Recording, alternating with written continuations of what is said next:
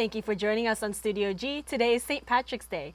Remember to wear green here at Studio G, and I hope you did too. I'm Giselle De Los Reyes. And I'm Albania Guido. The White House celebrated St. Patrick's Day a little early yesterday by hosting a meeting with Irish Prime Minister Enda Kenny. The day began with the St. Patrick's Day breakfast reception at the Vice Presidential residence. Vice President Pence greeted Prime Minister Kenny and his wife at the door. A luncheon was later hosted at the U.S. Capitol where President Trump spoke on the meeting. And all of our friends welcoming Taoiseach. That's my new friend. This is my new friend. This is a great guy. And Fiola, you know, you are something very special. We sat, we talked, and I think we're friends now.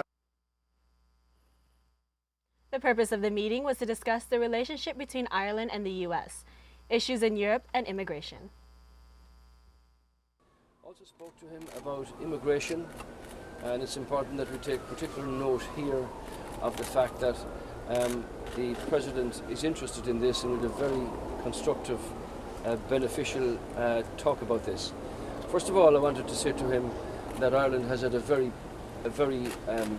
low response in respect of E3 visas, which are for young people who want to come to America to have the opportunity to work here for a period. The meeting wasn't all serious. During his speech at the luncheon, Prime Minister Kenny joked about President Trump's speech delivery. They say the Irish have the capacity to change everything. I just saw the President of the United States read from his script entirely.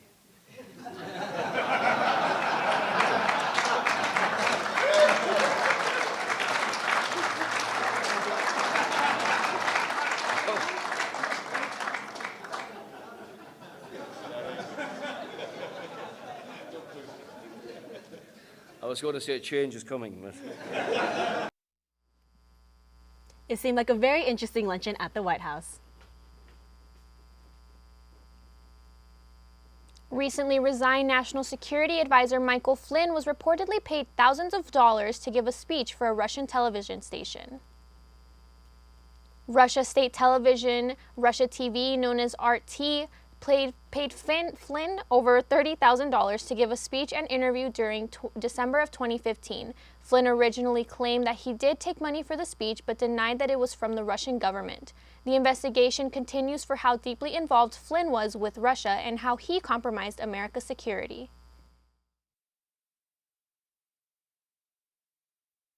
We're going to continue to follow the facts where they are. We're not going to make any assumptions. But as I've said before, I mean, for a long time here, I have been very clear about my concern about, number one, the incidental collection on General Flynn, how that was put into a product, how it was unmasked, how it was leaked to the public. Several crimes have been committed here. Emails and documents from the Oversight Committee suggest that the money he was paid came directly from RT. The station is determined to be run by Kremlin. This was determined by the U.S. in 2012. Examinations continue into Flynn's dishonesty with the United States government. Representative Nunes expressed his concern over the incidents. We know for a fact, because it's out there in public, that incidental collection on General Flynn was picked up. What I remain concerned about is whether or not there is additional incidental collection that we are not aware of, and then if any of that information was put into any types of intelligence reports, and then whether or not additional names were unmasked. So if additional names were unmasked, we're going to have to understand where the proper procedures followed, and then did additional names get leaked to the media, or were people using that information for other purposes that wouldn't have had intelligence value. And that's what I remain concerned about, and that's why the letter that you see today, we're asking for all of those names by Friday. According to military regulations, Flynn would have had to obtain special approval from our armed forces to receive any payment from a foreign source. This is something the U.S. Army has no record of. The violations have been noted and are under further investigation by the Army and the FBI. UNLV's Barrick Museum of Art allows students to embrace the process and time put into masterpieces. Studio G reporter Kayleen Talent has more. If you're interested and have a passion for art, stop by the Barrick Museum located across the BEH building and the WRI building. The Barrick Museum is a very important collecting institution within Southern Nevada. We house both the Las Vegas Art Museum collection and the Dorothy and Herbert Vogel 50 by 50 collection for Southern Nevada. We are also we started an art museum in 2012. We were originally a natural history museum, and that started in 75. As of right now, the Barrick Museum is hosting an exhibition called Process. This exhibit has a variety of beautiful art by 10 different artists. Process is curated by Los Angeles director Matthew Gerdecki, and it is comprised of 10 contemporary artists, and they both explore not the ultimate piece, but the process leading to the ultimate artwork. And so we have mixed media pieces, sculptural works, paintings, etc.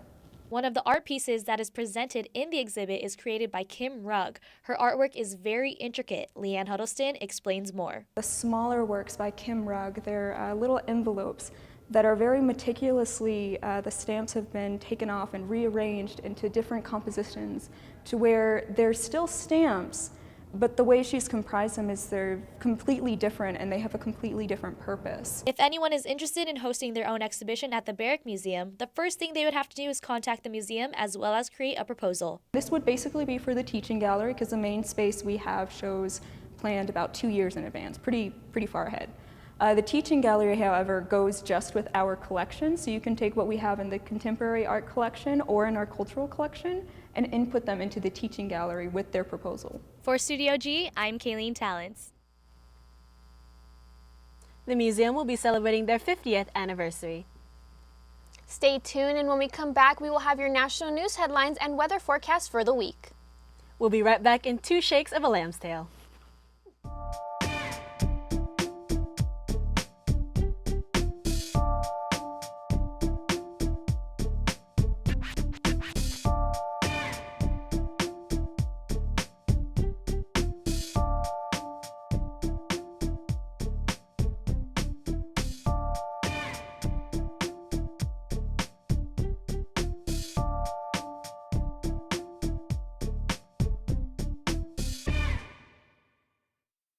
Nutrition Center. Anyone from the Las Vegas community is welcome. We can get more people into the Nutrition Center, get them more educated, then they can learn what ways to prevent chronic diseases and to become healthier individuals. All classes are held in BHS building, Bigelow Health Sciences, room 212, and the times vary, but you could always check them at the UNLV calendar or UNLV Today, and all the classes, times, and descriptions are available there. Welcome back to Studio G. Nevada Donor Network will be holding a Hope of Walk event for the first time, and they selected our campus to do so. Taimi Soto has the details. That is right. UNLV is the location for this new event that not only supports the cause of Nevada Donor Network, but it's free of charge. Hope of Walk is a new event organized by Nevada Donor Network. It's basically just a time for everyone who supports organ donation to come on out, show their support. Really, all of us have the potential to save lives as an organ donor. So we're hoping that people can come out, show their pride, wear their blue and green, and just be out there to really show that they're a registered donor and why they support this cause. Nevada Donor Network is a nonprofit organ organization responsible for facilitating tissue and cornea donation statewide. Here in Nevada, we're at about a 40% registration rate as far as organ donors. So that means that people who are 18 and over and are able to register as an organ donor, less than half of people have marked yes to that. So one organ donor can save up to 9 lives, and then through tissue donation, a tissue donor can save 75 or more people. They invite everyone to come join Hope of Walk this April 15 at 10 in the morning. We're going to have, of course, t-shirts and all kinds of fun giveaways. We're also going to have an Easter egg hunt for the little kiddos. So there's lots of family fun that can be had. So it's just come out. It's not a competitive walk or anything. It's just come out and join us. Although it's free, they ask everyone to sign up at www.nvdonor.org/hopewalk. This is all I have for you today. Let's go back to the studio. Pets are also welcome to this event. It's so great that they actually chose our campus to hold the event for the first time. Yeah, it's really exciting. You should bring your dog over. I think I'm going to bring my dog, yeah. Now let's go to James in the newsroom to see what he has for our national news. James? Thank you, Giselle. Hello, my name is James Schaefer, and I will be providing you with our national news segment for today. First up, the head of the USA Gymnastics team, Steve Penny, resigned yesterday and amid pressure and growing criticism of how the organization handled sex abuse allegations against multiple coaches. And a team doctor. This move comes a week after the U.S. Olympic Committee asked for Penny's resignation. Penny said in a statement that his decision was in the best interest of the organization at this time.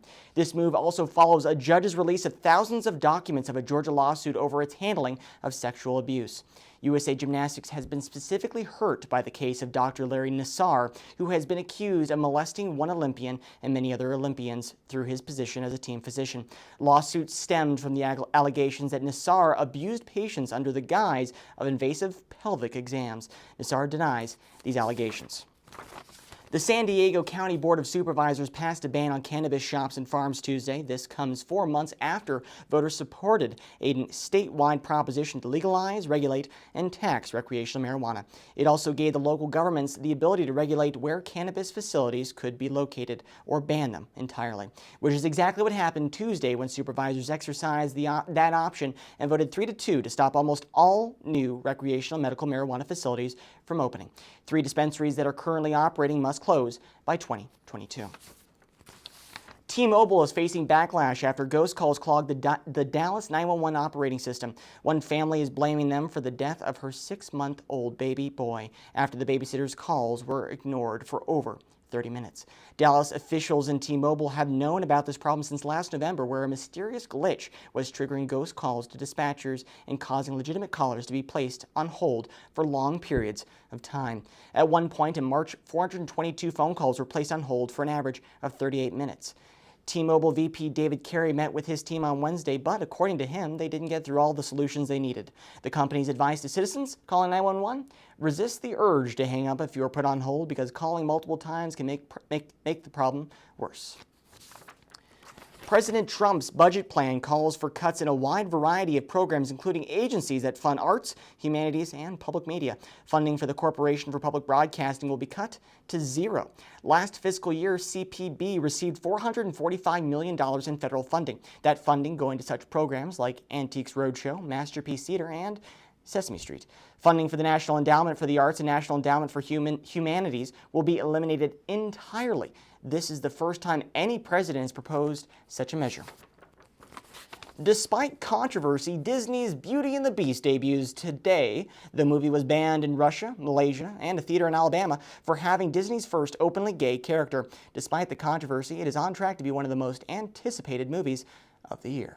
Well, that's all the national news I have for you. Let's check in with Kayleen, who has today's weather. Kayleen, how's it looking? Thank you, James. My name is Kayleen Talents, and I will be giving you your weather segment for today. So we're looking at a good 75 degrees, high 88, low 62, and it's looking really mostly sunny, really sunny outside. This image is from DNAinfo.com. In Chicago, they did expect a couple of storms, but it's looking bright from here on out. On Sunday, it's going to be their warmest day, ranging in the 50s. So that's about to be amazing. But let's go and take a look into our 5-day forecast. On Friday, it's 88 degrees. On Saturday, it is 90. Sunday, 86, but then it drops down just a little at 84, and then on Tuesday it's the 80s, but we are ranging in the 80s throughout the week. Looking into our valley, Over in Green Valley and Southern Highlands, it's 78. In Centennial and Summerlin, 76, as well as Nellis. North Las Vegas and Las Vegas is 75, as well as Henderson. And Boulder City is at the coolest, which is 68. Over here today at UNLV, we are looking at a good 75, visibility 10, wind speed 3, so there's a slight breeze. But for tonight, we are looking at 62, partly cloudy. Let's go take a look at our national forecast. This image is from weatherchannel.com. Over in the East Coast, as you can see in Boston and New York, it's 38, but then in the West Coast, we are still expecting a lot of sun. Throughout the country, it is looking really sunny. And that is all I have for your weather segment for today. Stick around, and after the break, we will meet the UNLV Community Garden researcher. This is a nutrition center. Anyone from the Las Vegas community is welcome. We can get more people into the nutrition center, get them more educated, then they can learn what ways to prevent chronic diseases and to become healthier individuals. All classes are held in BHS building, Bigelow Health Sciences, room 212, and the times vary, but you could always check them at the UNLV calendar or UNLV Today, and all the classes, times, and descriptions are available there.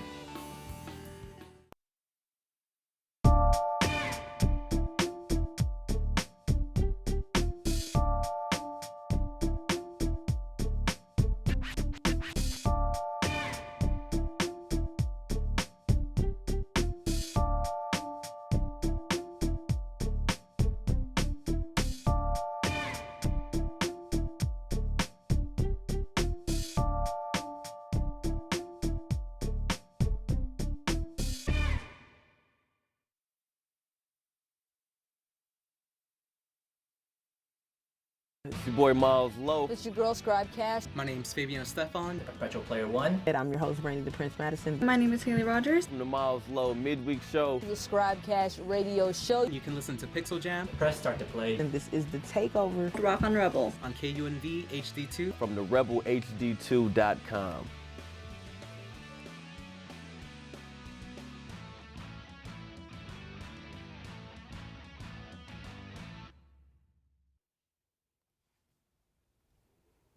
Welcome back. My name is Malika Powell. The UNLV Community Garden is a place on campus that helps to grow more than plants, but also community and sustainability. I'm here with Alyssa Lafarcani, the Community Garden researcher. Thank you for joining us today, Alyssa. How are you doing today? Thank you. Thank you for having me. Oh, thank you so much for being on today. So tell me about the origins of the Community Garden. When did it all start out? Sure. So the Community Garden was a special capstone project for the architecture school, as well as sustainability efforts from facilities and recycling center like Tara Pike and facilities director as well. So the original idea of the project was to have like a giant quilt-like structure where we would have different departments interact in a common space. So wonderful. And what exactly is your role in the Community Garden? Right. So my number one project right now has been awareness. Every time I ask a UNLV student, do you know about the garden? I'm like, we have a garden. So awareness is the first one. Second is I've been trying to create a program to promote the garden as well as provide a lot of education.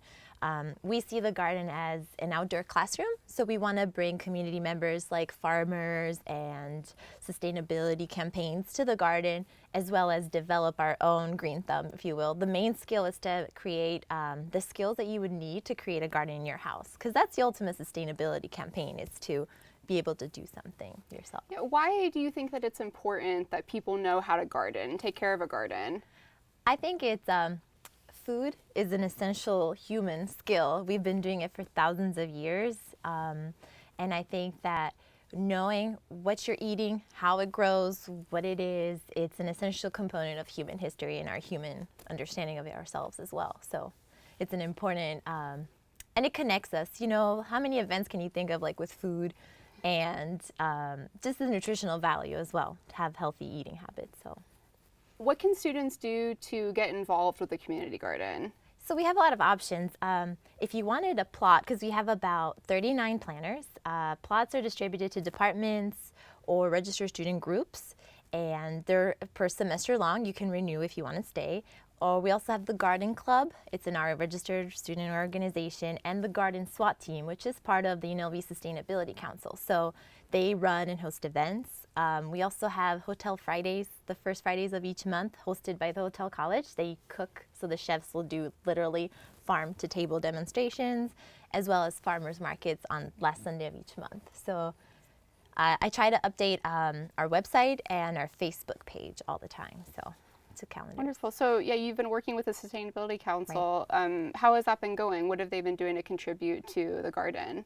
So one of the big initiatives that the council has focused also on is an Office of Sustainability. So the garden is kind of like a component to show how we would promote sustainability as a live thing instead of just having it a proposal on paper. The garden is that outdoor space that people can engage, learn these skills. And what does gardening and sustainability, how do they coincide with each other? How does like creating a garden benefit the environment? Oh, right. So the whole gardening process, from the moment that you plant a seed to then harvesting, collecting seeds when they germinate, and then composting, is a sustainable cycle. If you're able to use your food, you can use most of the plant to cook. So you're using, you know, not just the harvest itself, you can use the leaves for juicing, you can, and then composting, you recreate the soil. So it's a natural cycle that is a very essential part of our ecosystem. You can use the leaves for juicing. That's very interesting. Yeah, like There's for example, nutrients. yeah, for like beets, for example, once you take the beet, you can cut the leaves and you can saute them. You can put them in a Vitamix blender, and there's a lot that you can do. You don't have to waste it. Some people get really creative. They make art, they spices, so different things. Oh, that sounds amazing. What Yeah. kind of things have you been growing so far in the garden? So we actually are also, we have a really cool event. It's called 555. We have partnered with Create a Change Now, which is a nonprofit that promotes gardens in schools. And we have 5 chefs, including Rick Munin from Mandalay Bay, Chef Sandoval from the Hotel College, mixologist. And what they do is they have created a menu and they have grown the produce there. So right now they're growing spinach, beets, what else did we have? Radishes, we had a lot of radishes, carrots, artichokes when the fall crops were in. So, and they're gonna create this menu, grow all the produce and cook it for the dinner. So it's that whole experience from the beginning to the end of the cycle. So, and I understand you're having a farmer's market coming up. Can you tell me a little bit more about that? So we are in the process of collaborating with Aramark as well to have like the food elements component developed for that. But right now it's called Plant Ed, so like education. And it's a series of farmers workshops. So a lot of farmers from the community will have tabling events and workshops where you can literally learn how to do this in your own backyard. So they're gonna provide a series of workshops so you can learn these skills and apply it yourself. That's the goal. Oh, that sounds like a ton of fun and a great way for people to get involved. Just wanted to say thank you so much for sitting down and talking with us today. And the garden is located by Oh, Recycling yeah, Center, because this is the hardest question. Okay, so yeah, by the Recycling Center. Stan Fulton building on Flamingo. Wonderful. Okay, we'll definitely spread the word on that. Yeah. And yeah, thank you so much for joining us. Thank you for having me. Stay tuned, and when we come back, we will see which celebrity just got out of rehab. Get to do an internship, you have to do an internship. It's one of the requirements for a journalism major. You have to do an internship before you can graduate. Definitely having an internship as a requirement really helps push yourself out there and to just remind you that that your graduation is coming up soon. You're going to have to need some work experience in your career. So it's really good to put yourself out there early on, and they tend to help students a lot more. So when you do a student internship, it really helps out a lot.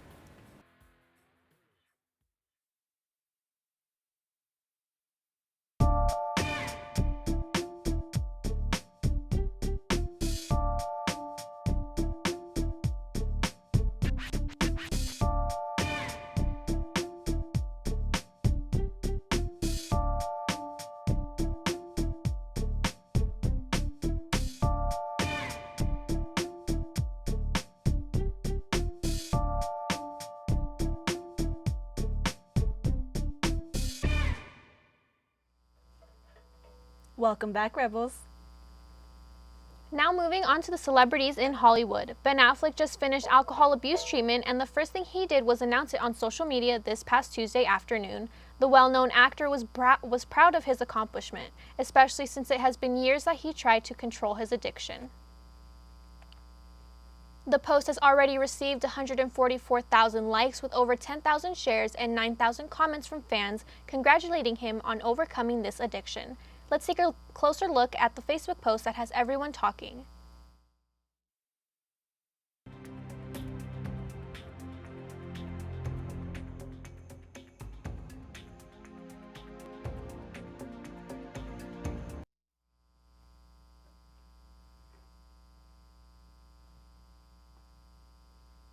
He continued stating how he wants his kids to know that there is no shame in getting help when you need it.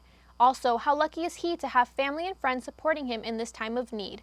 Since announcing his split with Jennifer Garner in 2015, there has been many reports stating that they are working on reconciling. They have 3 children together.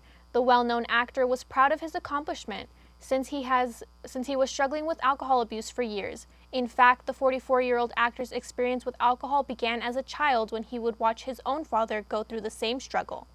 Previously, in 2001, he entered treatment for alcohol abuse for the first time, but unfortunately fell back into old habits. Ben Affleck has always been a very private individual, and to have him come out on his own and speak out on substance abuse was a surprise to his fans.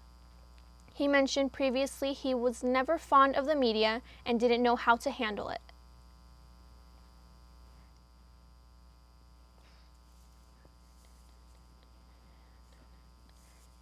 Ben Affleck will still be finishing his upcoming movies. We haven't heard when he was going to start shooting again, but there haven't been reports on delaying in filming.